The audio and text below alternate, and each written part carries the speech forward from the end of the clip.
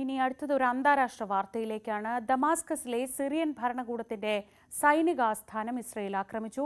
ആക്രമണത്തെ തുടർന്ന് പിന്നിലുള്ള ഒരു കെട്ടിടത്തിൽ ബോംബ് പതിച്ചതിനാൽ ഒരു സിറിയൻ ടെലിവിഷൻ റിപ്പോർട്ടർ സീറ്റിൽ നിന്ന് ഭയന്നോടുന്ന ദൃശ്യം ഇസ്രയേൽ പ്രതിരോധ മന്ത്രി തന്നെ സമൂഹ മാധ്യമങ്ങളിൽ പങ്കുവച്ചു. തെക്കൻ സിറിയയിലെ ഡ്രൂസ് വിഭാഗത്തിന് നേരെ സിറിയൻ ഭരണകൂടം സ്വീകരിച്ച നടപടികൾക്കുള്ള പ്രതികരണമാണ് ആക്രമണം എന്ന് ഇസ്രയേൽ പ്രതിരോധ സേന വ്യക്തമാക്കി. വടക്കൻ അതിർത്തിയിൽ സംഘർഷങ്ങൾ വർദ്ധിച്ചു വരുന്നതായാണ് വിവരം.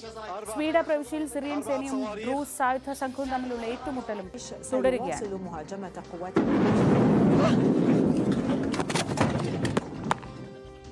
غارة جديدة وائل، غارة جديدة وائل، غارة ثانية، غارات عنيفة جدا. ഹരി കൃഷ്ണൻ വിവരങ്ങളുമായി. Hari, good morning. ഒരു ഇടവേളയ്ക്ക് ശേഷം സിറിയയിലും ഇത്തരത്തിലുള്ള ആക്രമണത്തിന്റെ ദൃശ്യങ്ങൾ വീണ്ടും വരികയാണ്. ഇതിന് സമാനമായ ഒരു ദൃശ്യം നമ്മൾ ഇസ്രയേലും ഇറാനും തമ്മിലുള്ള സംഘർഷം നടക്കുമ്പോൾ കണ്ടിരുന്നു.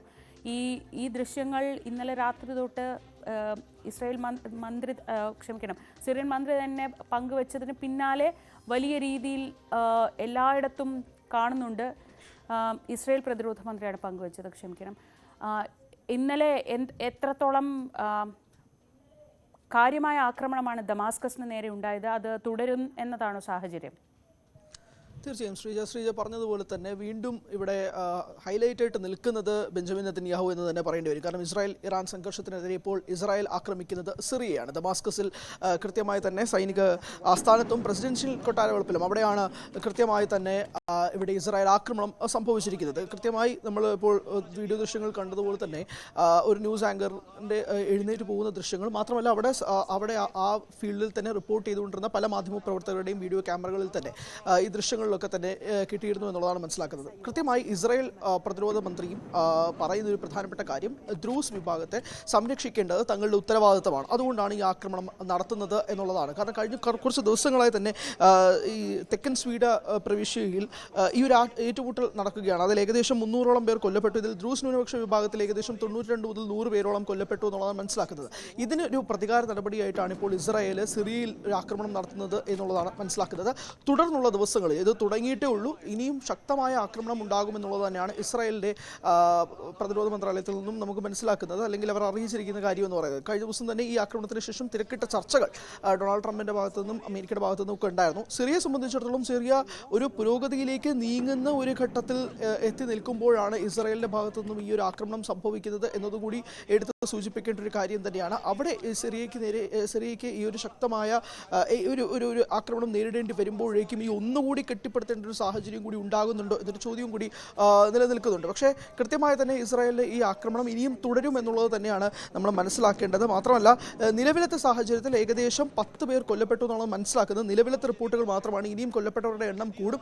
ഏകദേശം 50ഓളം പേർ സാരമായി പരിക്കേറ്റിട്ടുണ്ട് എന്ന് മനസ്സിലാക്കുന്നു. അതിൻ്റെയും എണ്ണം കൂടാൻ തന്നെയാണ് സാഹചര്യമുള്ളത്. എന്തായാലും തെക്കൻ സിറിയയിലെ ദ്രൂസ് സമൂഹത്തെ ആക്രമിക്കുന്ന ഈ സിറിയൻ സേനയെ നശിപ്പിക്കും എന്നുള്ളത് തന്നെയാണ് ഇസ്രായേൽ പ്രതിരോധ മന്ത്രാലയം പറയുന്നത്. ഈ ദ്രൂസ് സേനയെ സംരക്ഷിക്കുക, അത് ഏത് വിധേനയും തങ്ങൾ സംരക്ഷിക്കും, അത് തങ്ങളുടെ കടമയാണ് എന്നുള്ളതാണ് ഇസ്രായേലിൻ്റെ കൃത്യമായ അവർ മുന്നോട്ട് വെക്കുന്ന കാര്യം. അതുകൊണ്ട് തന്നെ ഈ ദ്രൂസ് സമൂഹത്തെ സംരക്ഷിക്കാൻ വേണ്ടിയിട്ട് സിറിയയിൽ നടത്തുന്ന ഈ ആക്രമണം അത് നിർത്തിവെച്ചാൽ ഇസ്രായേൽ നിർത്തും, അല്ലാത്ത പക്ഷം ശക്തമായ ആക്രമണം ഇസ്രായേലിൻ്റെ ഭാഗത്തു നിന്നും തുടരുമെന്നുള്ളതാണ് മനസ്സിലാക്കുന്നത്.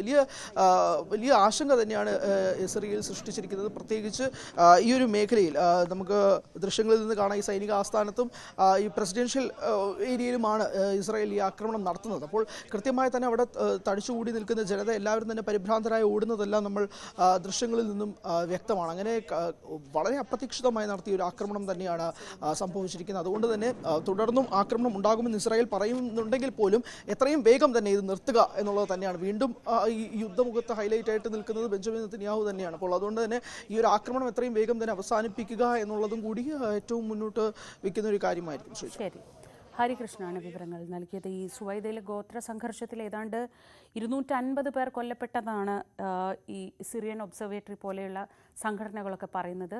2 വിഭാഗങ്ങൾ തമ്മിലുള്ള വലിയ യുദ്ധമാണ് അവിടെ നടന്നിരുന്നത്.